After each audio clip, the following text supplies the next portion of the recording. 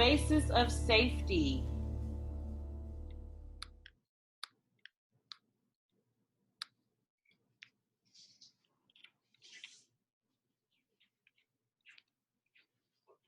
In providing a safe environment.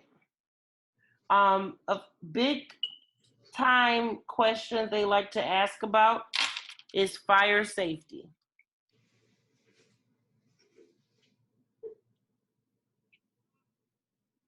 So remember race and remember past.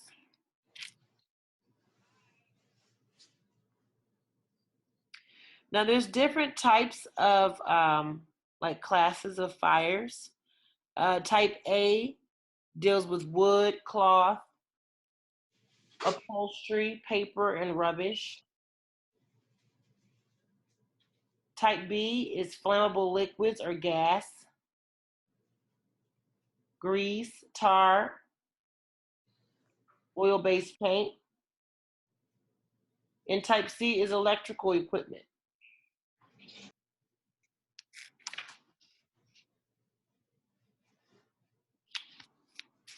Restraints.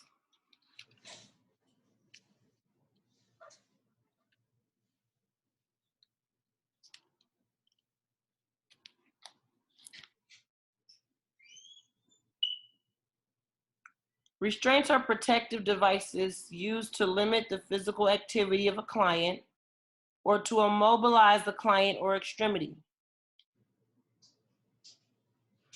Thing about restraints is you need an order.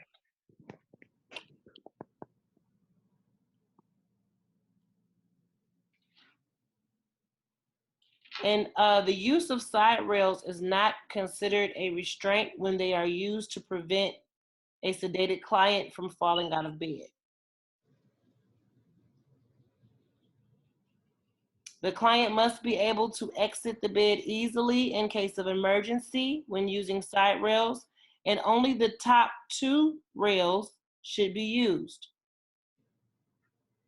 Physical restraints restrict client movement through application of a device, and chemical is medication.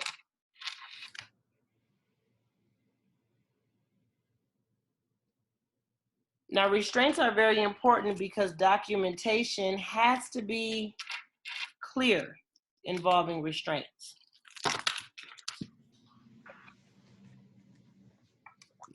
So when you're documenting for use of restraints, you want to document the reason that you're using this device.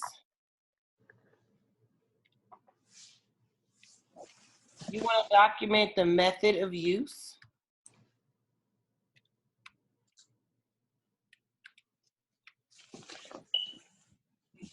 You want to document the date and the time of application of the device. To be possible, select all that apply. Anytime you see something with a list of things, think select all that apply. You want to document the duration of the use of the safety device and the client's response. You want to document your time of when you release them from the safety device with periodic exercise, circulatory, skin checks.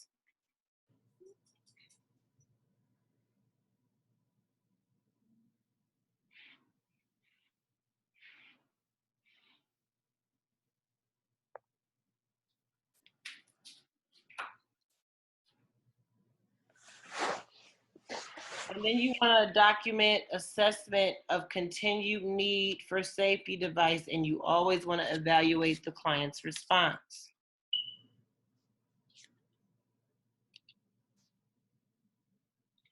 Restraints orders are not PRN.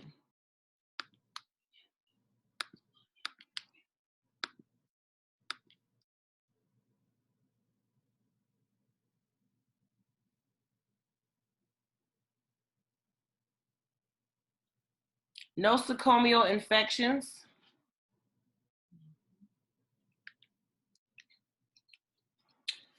Nosocomial infections are referred to hospital-acquired infections. For example, C. diff, C. diff is spread mainly by hand-to-hand contact in a healthcare setting.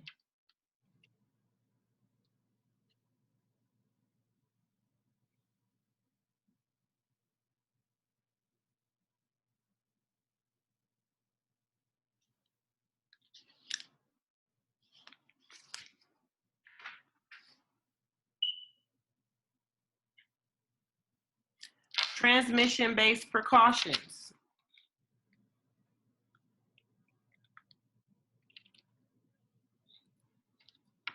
So transmission-based precautions include airborne, droplet, and contact.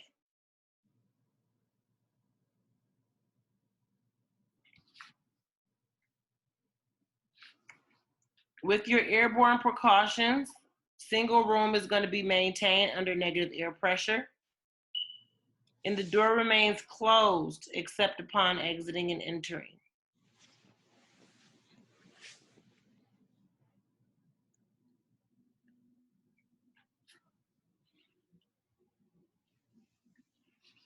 That negative airflow pressure is used in the room with a minimum of 6 to 12 air changes per hour.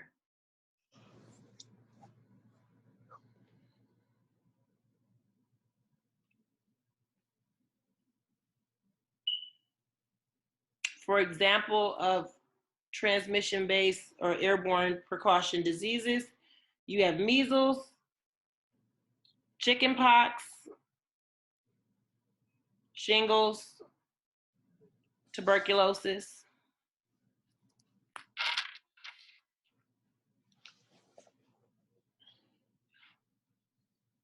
Droplet precautions.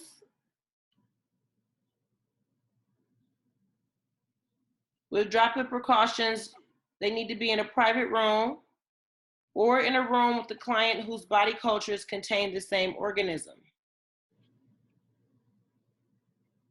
And we call that cohorting.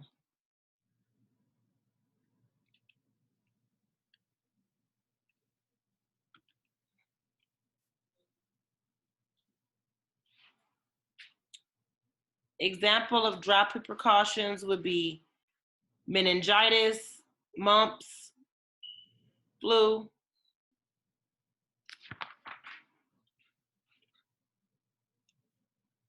Contact precautions.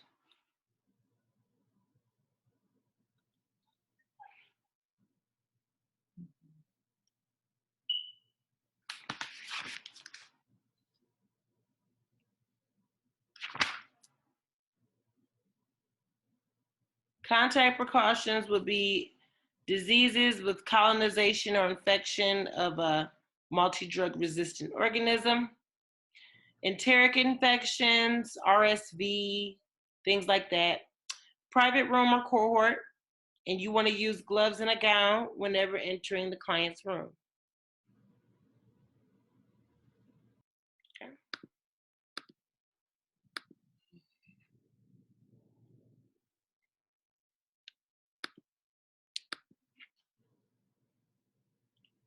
Perioperative nursing care.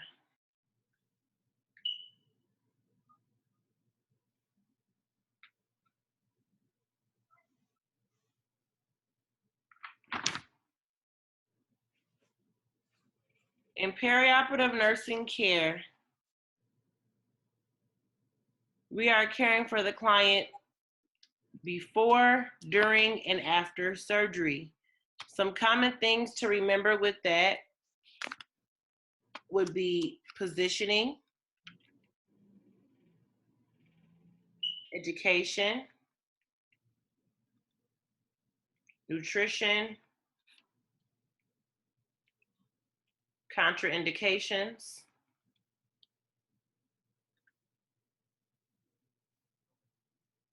We also want to remember the cultural aspects in perioperative nursing care.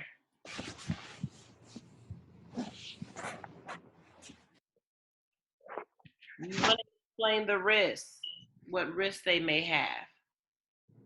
Explain to them what type of medications that they may take, antibiotics, anticholinergics, things like that.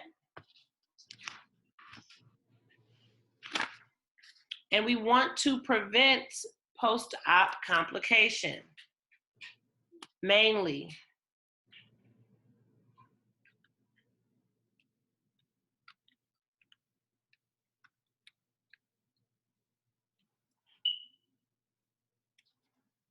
Some post-op complications as it relates to perioperative care will be pneumonia,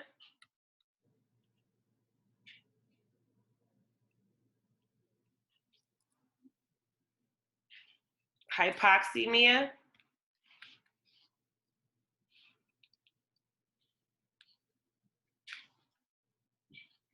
shock, PE,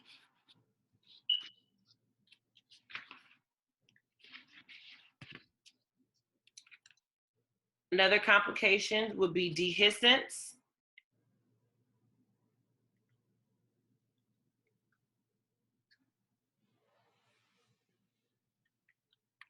and evisceration.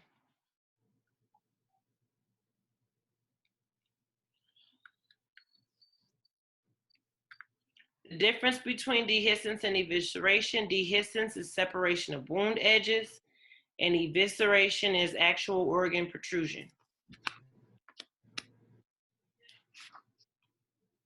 Developmental stages.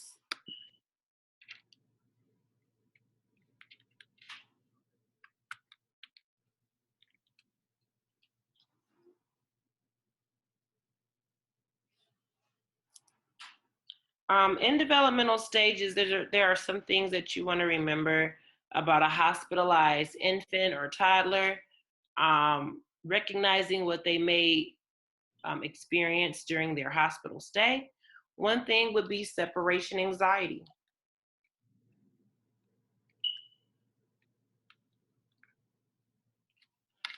Separation anxiety has several different categories. Protesting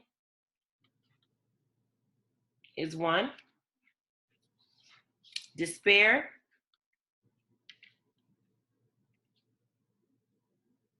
detachment,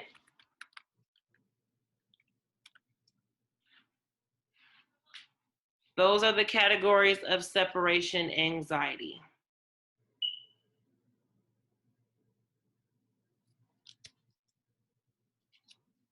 So protest would be, the crying, screaming, looking for the parents, verbal attacks, physical fighting, biting, kicking, hitting. Despair would be withdrawn, depressed, uninterested, and detachment is uncommon, and it occurs only after a lengthy separation. Superficially, kids adjust to the loss.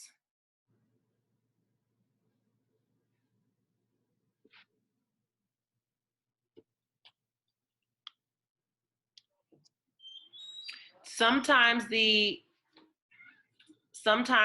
parent or the infant rather has a loss of control, hospitalization with its own set of rituals or routines can severely disrupt the life of a toddler. So they experience loss of control. Loss of control relates to feeding, toileting,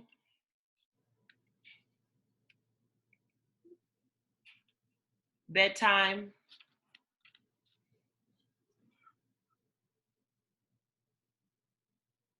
very common.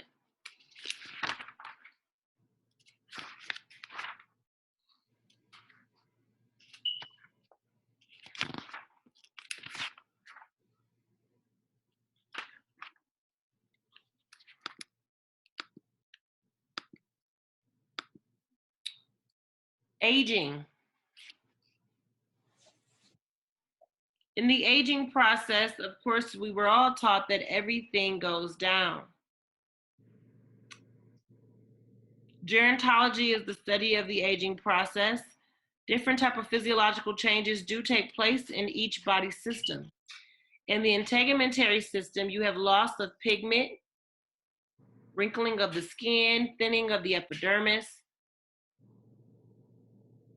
The subcutaneous layer becomes decreased. That's what causes the wrinkling and the decreased skin turgor and elasticity. That's why a lot of older people are cold, because the subcu layer provides heat.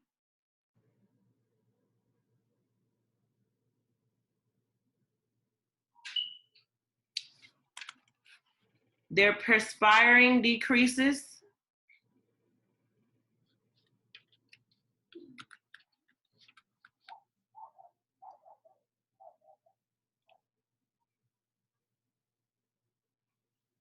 They get dry skin.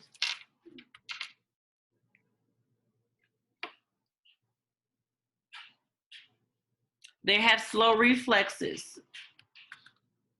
Their reaction time is slow.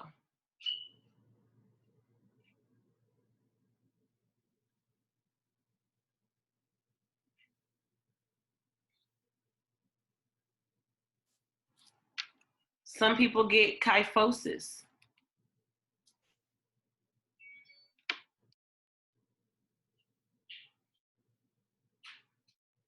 Increased brittleness of bones, decreased mobility, range of motion, flexibility, things of that nature. In the cardiac system, they have decreased cardiac output and a decreased compensatory response. So they're less able to respond on the increased demand of the cardiovascular system. Their resting heart rate decreases.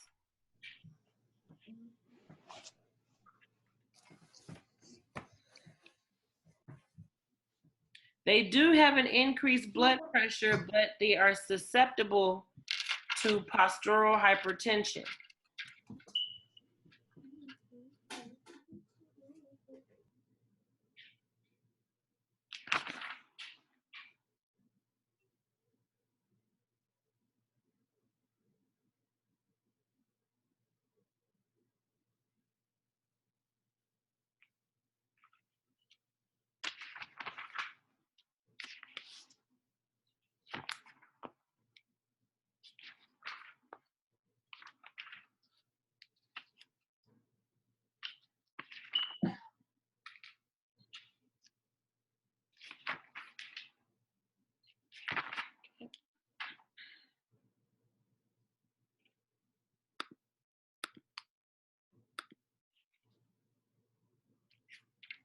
Prenatal period.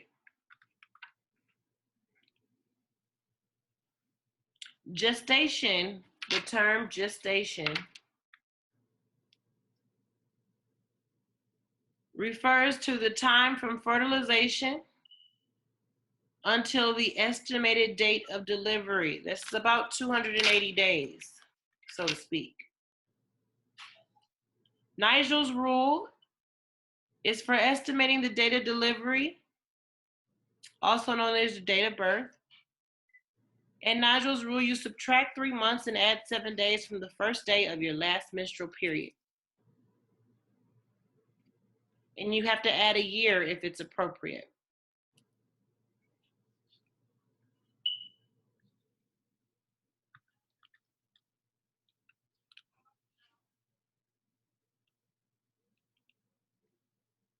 Gravidity.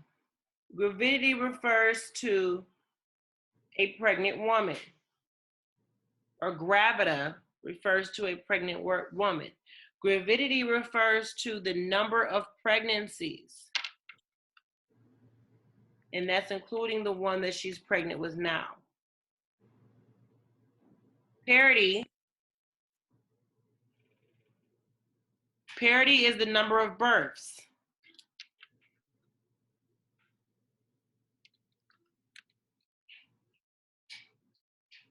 Not the number of fetuses, just the number of births. Twins is 1 birth. So it's the number of births carried past 20 weeks of gestation, whether or not the fetus was born alive.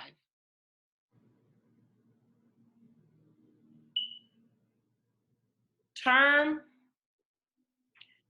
births is the number of born at term. So that's longer than 37 weeks of gestation. Preterm births the number born before 37 weeks. And abortions or miscarriages is the number of abortions or miscarriages included in gravida if it's before 20 weeks of gestation, and included in parity if past 20 weeks of gestation. A termination of the pregnancy after 20 weeks is referred to as a therapeutic termination. And L is the number of current living children. Now, there are different signs of pregnancy. You have positive, you have presumptive, I'll put them in order. Presumptive, probable, and positive. Presumptive signs of pregnancy would include missing your period, quickening, increase in breast size, nausea, vomiting. Probable signs would include uterine enlargement,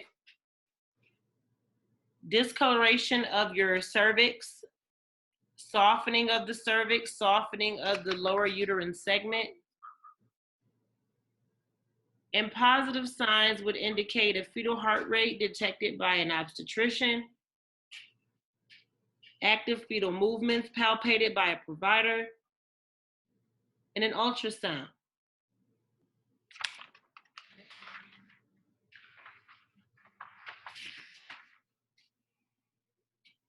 There are certain risk conditions that are related to pregnancy. We want to make sure that we educate the patient if they have any comorbidities. Ectopic pregnancy. Ectopic pregnancy is implantation of a fertilized ovum outside of the uterine cavity.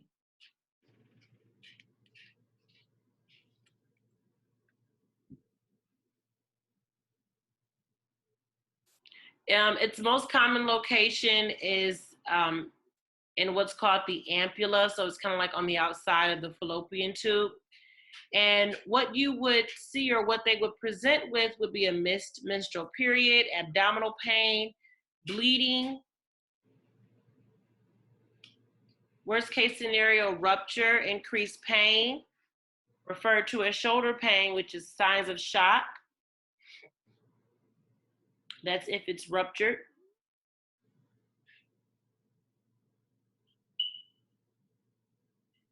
The client may have to go for surgery to remove the pregnancy and the tube if necessary, or repair the tube if they can. Remember, if this happens, we treat it just like we would any pregnancy.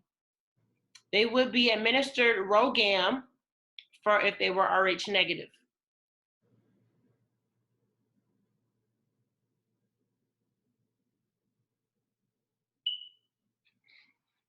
Endometritis. Endometritis is an infection of the lining of the uterus occurring in the postpartum period and caused by bacteria that invade the uterus and the placental site.